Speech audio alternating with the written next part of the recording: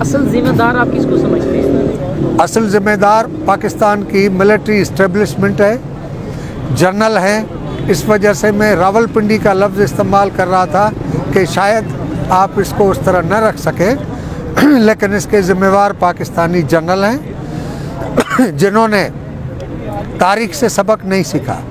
आज तक मुल्क के लिए जो भी उन्होंने प्रोजेक्ट बनाया वो नाकाम रहा है।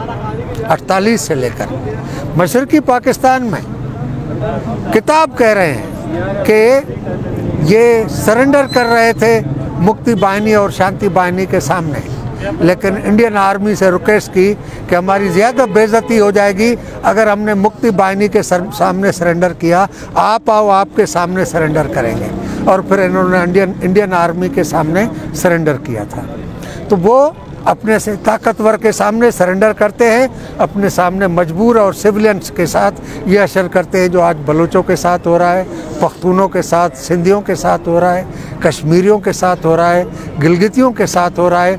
और पंजाब में जो भी इस हक परस्त जद्दोजहद का साथ देता है, इस इस्तिसाल के ख़िलाफ़ आवाज़ उठाता है, उसको भी उठा के ये ले जाते हैं। वो लोग जो रियासत पर काबिज़ हैं, जिन्होंने चीन के वसाइल, बलूचिस्तान के वसाइल चीन के हवाले किए हैं, चीन उसके नतीजे में हर महीने अरबों डॉलर सोने, तांबे, सिल्वर और लिथियम से कमा रहा है।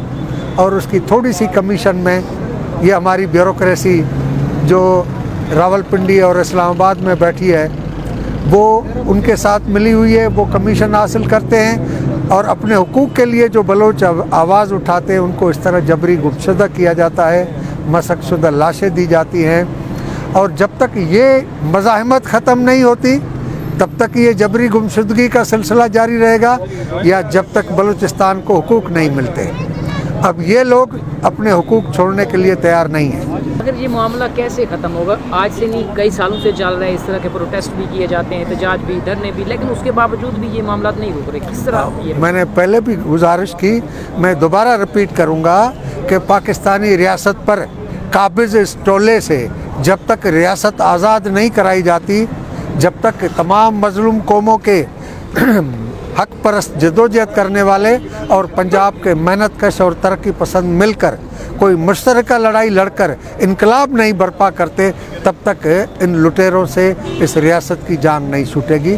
हम उसके लिए मुनज़्ज़म कर रहे हैं। कम्युनिस्ट पार्टी क्योंकि न अलहदगी में ईमान रखती है, न किसी पुरतशद्दुद जद्दोजहद में यकीन रखती है, लेकिन रियासत की तरफ से जिस तरह कौमी वहदतों के साथ ज़्यादती हो रही है, जिस तरह पुरअमन लोगों को अगवा किया जा रहा है, जबरी गुमशुदा किया जा रहा है, इसकी जवाबी तशद्दुद हो रहा है, जवाबी ये कार्रवाइयाँ हो रही हैं। अब देखें कितनी नाइंसाफ़ी है कि पुरअमन एहतजाज करते हुए वो मकरान में इकट्ठे हुए, तुरबत में इकट्ठे हुए, खुशदार में, कोयटा में, आखिर यहाँ तक पहुँचे तो आवाज़ की सुनवाई नहीं हो रही।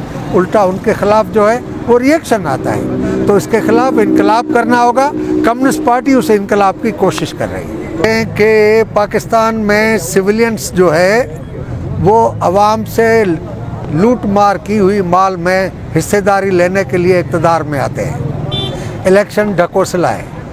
वोट आवाम को सिर्फ बॉक्स में वोट डालने का हक़ है, अपने नुमाइंदे मुंतखब करने का हक़ नहीं है। और पाकिस्तान की जो हुक्मरान तबकात की पार्टियां हैं, जो अशराफिया तबके की पार्टियां हैं, वो उस लूट मार के माल से हिस्सेदारी के लिए समझते हैं कि इक़्तिदार का पावर ब्रोकर जो है वो रावलपिंडी में बैठा हुआ है, लिहाजा उसके पीछे, उसके सामने दुम हिलाते फिरते हैं, इक़्तिदार की भीख मांगते फिरते हैं। वो अवाम के नुमाइंदे नहीं हैं। अवाम को जब ये एहसास हो जाएगा, अवाम को जब ये महसूस होगा कि इस अशराफिया से न निज़ाम तब्दील होगा, न अवाम की खुशहाली होगी, न मुल्क कर्ज़ों से निजात हासिल कर सकेगा, तो इस मुल्क के अंदर इनकलाबी क़ुव्वतों का साथ देगी। डॉक्टर साहब, हमने देखा कि जब से ये बलोच इन माँ बहनों के ऊपर तशद्दुद हो रहा था, लाठीचार्ज हो रहा था, तो तब तो कोई सियासी रहनुमा नहीं आया।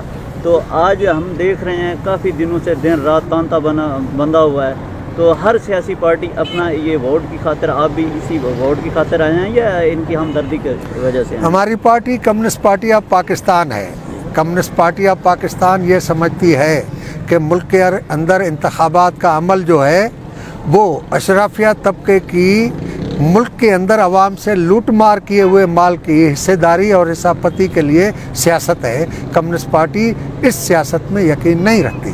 कम्युनिस्ट पार्टी आवाम को मुनज़्ज़म करके इनकलाबी उथल पुथल के ज़रिए निज़ाम तब्दील करना चाहती है। हमारी लड़ाई निज़ाम को तब्दील करने के लिए है। बाकी यहाँ जो ये लोग आ रहे हैं वो थोड़ा सा अपना शर्म छुपाने के लिए आ रहे हैं, लेकिन अवाम के न वो नुमाइंदे हैं न अवाम की नुमाइंदगी के लिए आ रहे हैं। और बलूचिस्तान में तो खुसूसी तौर पर उनको पता है कि जनरल अपनी मर्ज़ी से कभी बाप बनाते हैं, कभी बेटा बनाते हैं, कभी किसी को हुकूमत देते हैं, कभी किसी को। कम्युनिस्ट पार्टी ये समझती है कि अवाम की इनकलाबी उथल पुथल से निज़ाम तब्दील करने की ज़रूरत है। इस वोट के निज़ाम से मुल्क के अंदर कोई तब्दीली नहीं आएगी।